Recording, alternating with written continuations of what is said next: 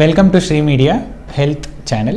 I'm Dr. K. Saket, Interventional Cardiologist at TX Hospitals, Banjara Hills.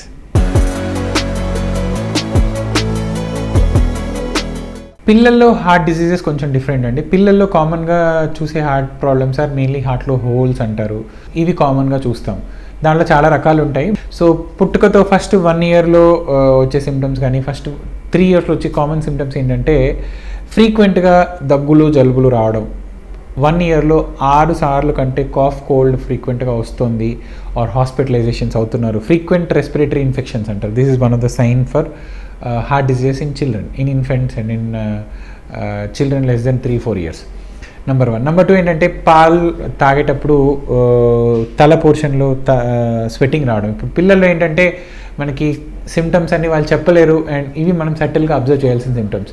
Suck rest suck cycle అంటారు. అంటే కాస్త పాలు తాగగానే అలసిపోతారు. అలసిపోయిన తర్వాత మళ్ళీ ఒక 3-4 minutes గ్యాప్ ఇచ్చి మళ్ళీ దే స్టార్ట్ సక్కింగ్. సో ఈ సక్ రెస్ట్ సక్ సైకిల్లో ఏంటంటే పాలు తాగేటప్పుడు తల పోర్షన్లో స్వెట్టింగ్ వస్తుంది, excessive sweating while feeding. Number 2. And number 3 ఏంటంటే ఏడ్చినప్పుడు బ్లూ కలర్గా మారిపోతారు, సైనోసిస్ అంటారు.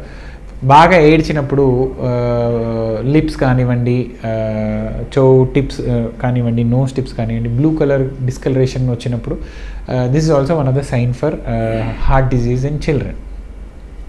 ఇంకా గ్రోత్ సరిగ్గా లేనప్పుడు, అంటే ఇప్పుడు పీడియాట్రిషియన్స్ చూసేది ఏంటంటే ఫాలోఅప్స్లో వచ్చినప్పుడు వాళ్ళ రెగ్యులర్ మైల్ స్టోన్, ఈ గ్రోత్ చార్ట్లో హైట్ కరెక్ట్గా ఉందా, వెయిట్ కరెక్ట్గా ఉందా అన్నది చార్ట్స్ ఉంటాయి వీళ్ళకి. సో ఈ చార్ట్స్లో మరి గ్రోత్ సరిగ్గా లేదు, హైట్ సరిగ్గా లేదు, not up to the mark అన్నప్పుడు కూడా మనకి హార్ట్ ప్రాబ్లమ్స్ రూల్ అవుట్ చేసుకోవాలి. హార్ట్ ప్రాబ్లమ్స్ ఎస్పెషల్లీ హార్ట్లో హోల్స్.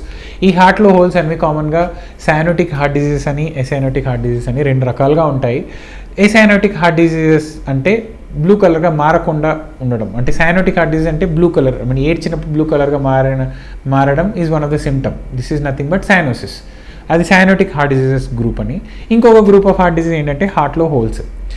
ఏఎస్డి అని, విఎస్డి అని, పీడిఏ అని 3 రకాలైన హార్ట్ డిజీజెస్ ఉంటాయి. These are nothing but holes in the heart. So ఇవేంటంటే ఇందాక చెప్పినట్టు ఇలా సిమ్టమ్స్ ఉంటాయి.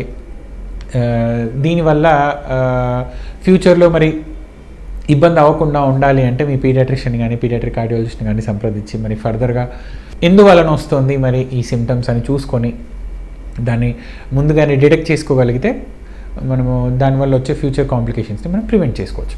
అండ్ చాలా రకాల హోల్స్ ఏంటంటే చిన్న సైజ్ హోల్స్, ఎస్పెషల్లీ 7-8 millimeter కంటే తక్కువ సైజులో ఉన్న holes usually over a period of time close అవుతూ ఉంటాయి. సో ఈ హార్ట్ హోల్స్ అన్నవి యూజువల్లీ 7-8 millimeter కంటే తక్కువ సైజు ఉన్నట్లయితే over a period of time, ఇప్పుడు 3 monthsకి 6 monthsకి 1 yearకి ఫ్రీక్వెంట్గా 2D ఎకో చేసుకొని చూసుకుంటారు. I mean paediatric cardiologist usually ఈ ఫ్రీక్వెంట్ స్కాన్స్లో మరి హార్ట్ హోల్ యొక్క సైజ్ తగ్గుతుందా లేదా అన్న దాన్ని బట్టి, సిమ్టమ్స్ని బట్టి మనము ఫర్దర్గా అసెస్ చేయడం అన్నది జరుగుతుంది. ఈ హోల్ అనేది మూసుకుపోయే అవకాశం ఎంత ఉంది ఏంటి అన్నది ఫ్రీక్వెంట్ 2D ఎకోస్ చేసుకుంటే మనకి తెలుస్తుంది.